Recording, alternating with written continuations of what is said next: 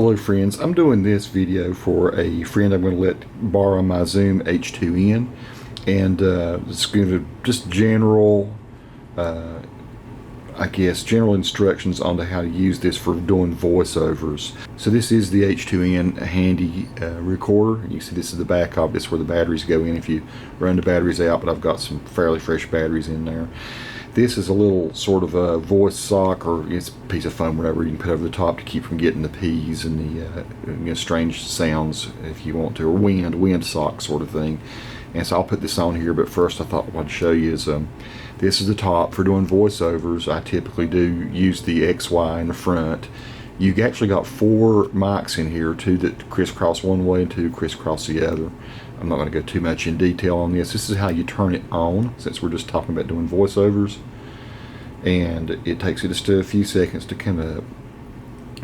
And then you'll see, hopefully, that here I have it set up. I don't have a recording in there now. I've cleared it out. I'm in the XY stereo, which is on the front, so that means this is the front. You're going to put this toward the front of you when you do your recording. So this goes back toward your face. And I usually hold it about 12-14 inches back. And then I seem to not get any, of the weird P's or anything. But if you want to be safe, again, you put this on it. You don't have to do that. Very often I don't do that.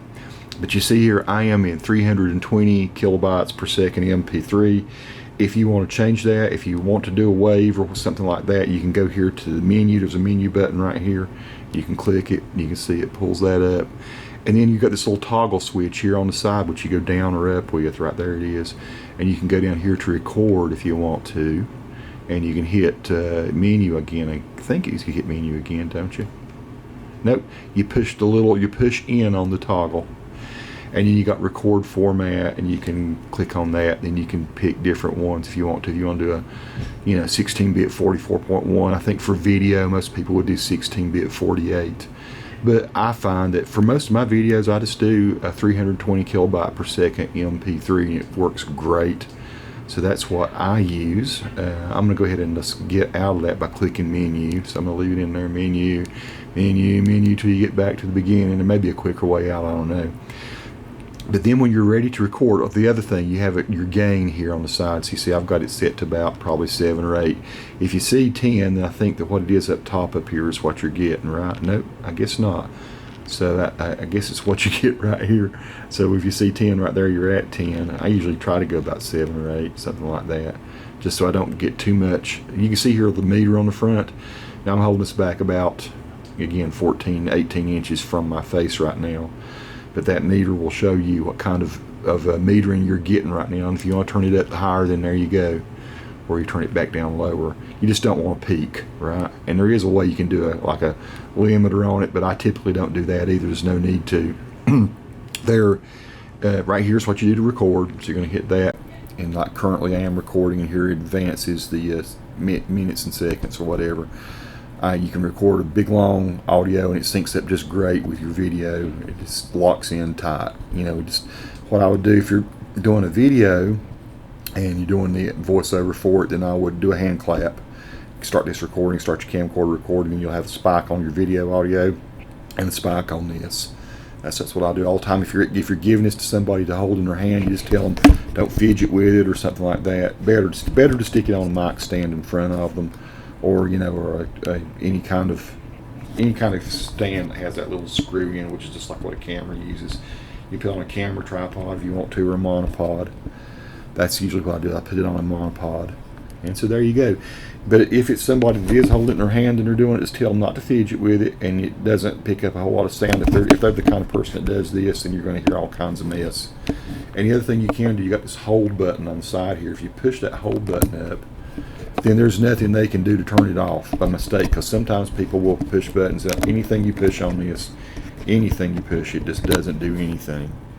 It says, it gives you the hold warning, so it keeps on recording. And there you go. And I'll hold this up to my face for a second here and pick up a little bit of the audio. Check 1 2 1 2 3 1 2 3 4 5, and then you can hear how I sound compared to this Sony camcorder. There you go. And then of course you take it off hold if you don't have to use the hold if you don't want to. And then always try to stop it. Hit stop before you turn it off. I mean, it doesn't corrupt the file. I don't think it does, but it might. So there, the file is saved. And then to turn it off, you just push down and hold that again.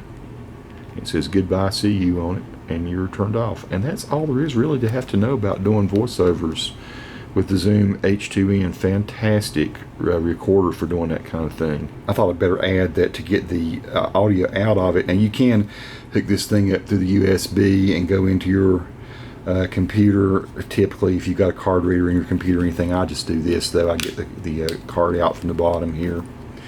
It's spring loaded in there. You just pull it out. And then I'm going to show you on my computer screen what you'll end up seeing, because it might be confusing to you when you go to try to offload your file. So we'll take a look at that. So here is what you'll end up seeing when you put it in, the H2n SD. And the reason I wanted to show you this is it might come up. You'll see 4-channel. That's only if you've recorded 4-channel audio, and it puts subfolders in there. Don't worry about that.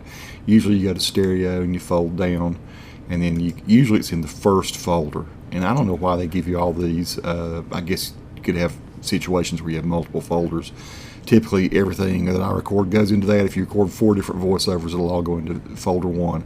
So that's where you'll go to find your audio. Peace to all who watch. Subscribe to the channel if you like.